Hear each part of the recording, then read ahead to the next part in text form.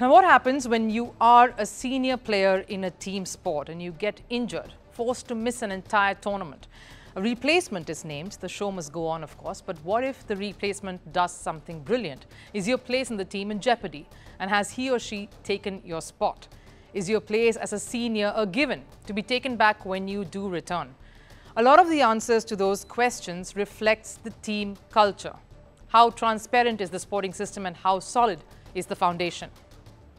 Well, the reason I'm bringing this up today is because of an explosive statement that Pakistan cricketer Naseem Shah has made recently to a mobile app network, Cricket. So Naseem Shah, if you remember, was supposed to be one of the key bowlers for Pakistan for the World Cup last year. He sustained a shoulder injury that forced him out of the tournament and then the tours afterwards against New Zealand and Australia as well. Now, he's had a surgery and got back to competitive cricket with the PSL or the Pakistan Super League, and he made this statement yesterday. Honestly, the main players are afraid of giving their bodies rest, even when they know that they need a break, because the Pakistan cricket culture is such that if a new player comes in and performs in a match or two, you don't know if he will replace you permanently in the team.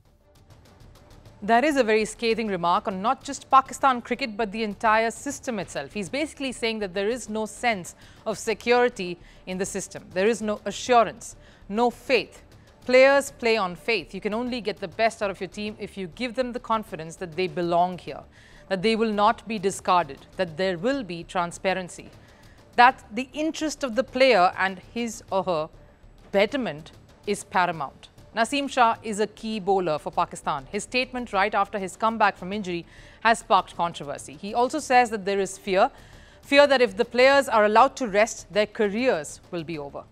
In fact, he says this fear does not allow players to rest because they could be ended. Their careers could be derailed. That's what he says. Playing in fear can never get you good results, especially when it's the fear of not being selected come the next tour or the next tournament. This, of course, comes in the wake of reports suggesting unrest in the Pakistan dressing room. Now, I'm not going to go into the details of this as we've chronicled all this well enough for you. But just to reiterate this discord or the system of fear that players could be living in, I'd like to remind you of some of the instances in the recent past that only re-emphasizes what Naseem Shah is revealing now. After all these years, Haris Rauf, their premier fast bowler, a senior in the setup, again a key member in their scheme of things, Haris Rauf has had a very acrimonious relationship with the management. There's clearly been a breakdown in talks. He's allowed to play the Big Bash League in Australia some time back, and then just suddenly, after a hearing that seemed like mere formality, his contract was terminated. Now, it's fine to discipline and bring order to get the disobedient student in line.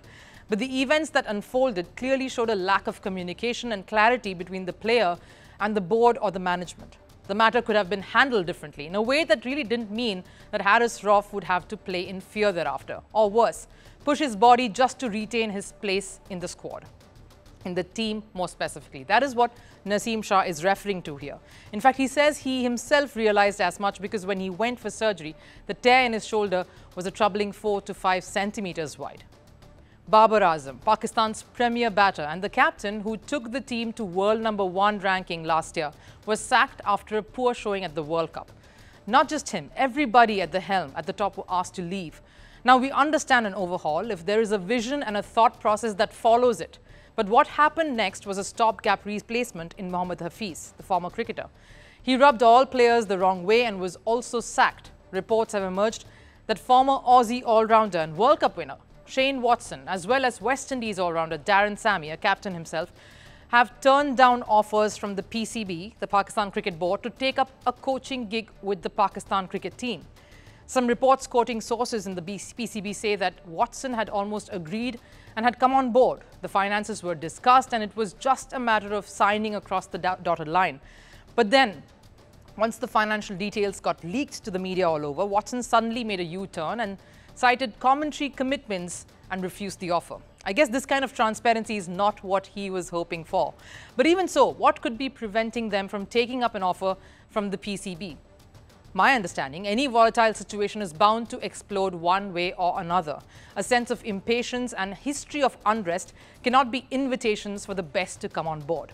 And here's the scary part. The team is heading into the World Cup in just 3 months and they don't have a coach. Reports also say that they are looking for an interim Pakistan coach till they get a foreign one on board. That's what the PCB definitely wants. And in this regard, former cricketers, captains like Inzamam-ul Haq, yes, the very same who was sacked from the position of chief selector just some time back, Moin Khan, Mohammad Yusuf and Yunus Khan, all former captains, are being considered. In a different light, this resembles a comedy of errors. But when a player comes out and makes such shocking statements, that reflects poorly on the whole cricketing system itself. Then, of course, there are hard questions that people running the sport in the country need to answer and face.